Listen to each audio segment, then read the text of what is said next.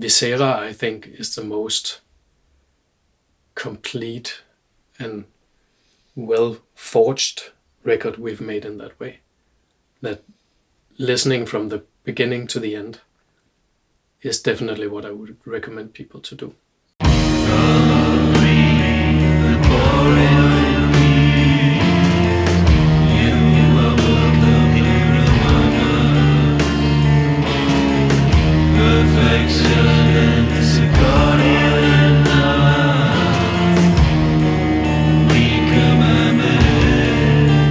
Start with the Triumphal Chariot of Antimony, which is the first song that we've released from the album.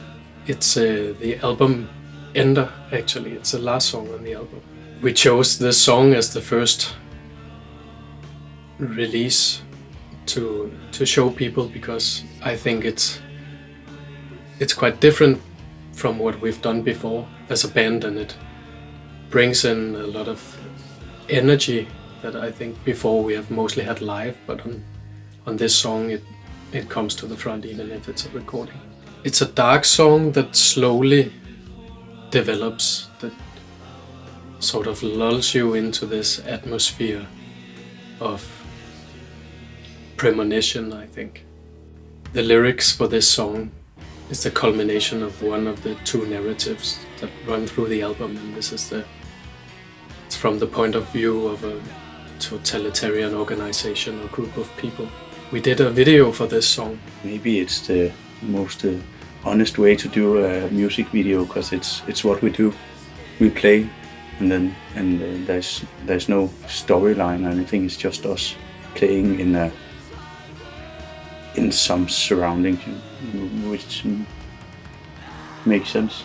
So it was to capture the energy of the live concerts into a video. I think definitely the video gives a pretty accurate picture of the energy that we have live and that comes forward when we play together.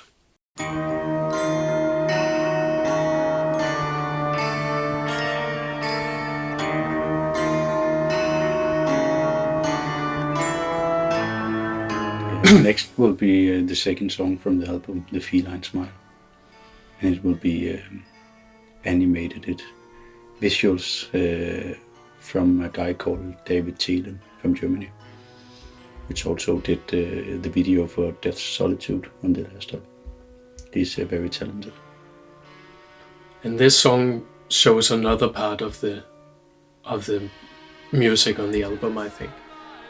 It's quite acoustic in the beginning, and it slowly envelops you in another sort of atmosphere. Then it slowly evolves into this sort of heavy metal song, but with a lot of orchestral things going on in there as well. I think it's a catchy song, even though it's not a traditional heavy metal song in any way.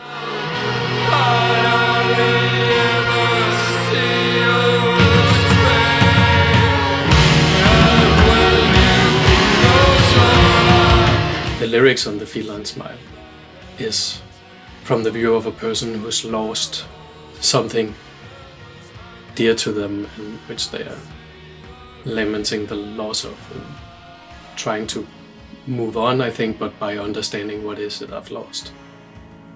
And to me it's about losing a uncontrolled, wild side of ourselves as humans that we often neglect now in the world.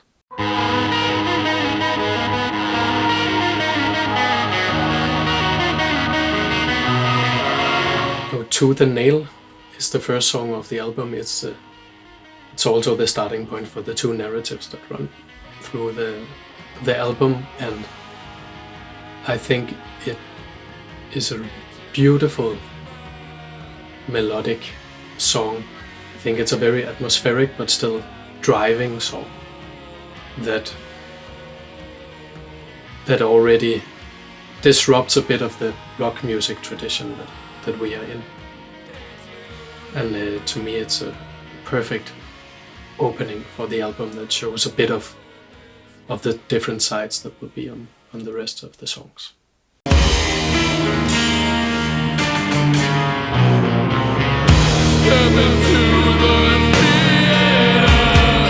And then Magical Death, which is the beginning of a disturbing progress, which has to do with violence and guts. And the two narratives sort of run through the whole album, but they are not back to back. They are chapters, and you have to imagine what's in between.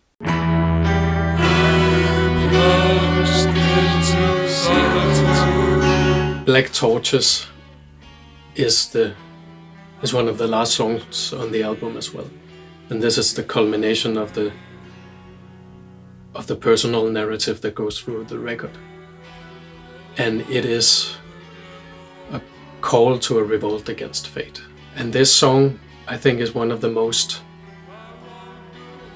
orchestral in a way on the record, and it develops slowly into a very driving end, which I think is glorious. After the intro, there's let's call it a verse maybe. There's some very like maybe uncanny and wicked guitar harmonies on a 12-string guitar. Mm. The outro is it's haunting. Mm.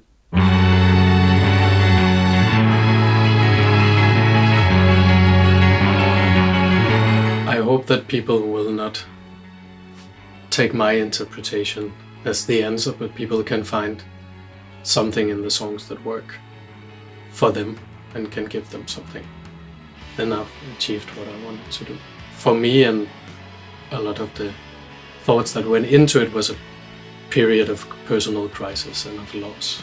And so the record deals lyrically with how to move on and how to find something in yourself that can allow you to go on and change for the better, hopefully. In a way, there's both a experiential and a political side to the lyrics as well, which I won't go into much detail, but experientially it's a call to a revolt against fate. A revolt against pre-written rules. Trusting that people and communities can make their own rules that are better than the old. It's about change. And it's a warning against totalitarian morals, totalitarian progress in the guise of something safe.